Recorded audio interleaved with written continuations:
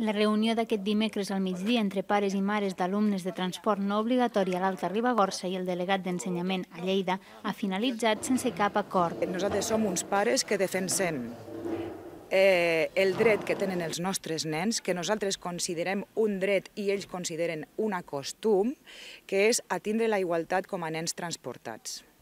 Tots els nens transportats, tal com diu l'article 80 de la LOE, s'han de gestionar segons el principi d'igualtat.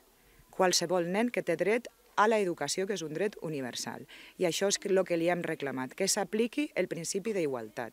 Igual que ja va fer la consellera Irene Rigau, el delegat ha demanat als pares que portessin els infants a classe, ja que estan en edat d'educació obligatòria i ells en són els responsables. El delegat, però, també s'ha presentat a la reunió amb el compromís de que la subvenció del transport i el 50% del menjador, que és el que enguany se'ls ofereix, tingui una estabilitat de cara als propers cursos. Els he comentat que aquest compromís durarà 2 anys, perquè així ho hem convingut amb Diputació, per tant aquestes condicions es mantindran en aquest curs 2013-2014 i en el curs 2014-2015.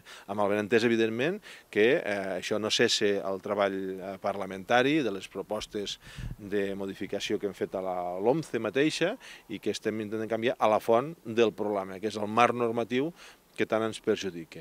Ha manifestat que considera la llei injusta i que ja s'està treballant per a que pugui ser modificada el més aviat possible.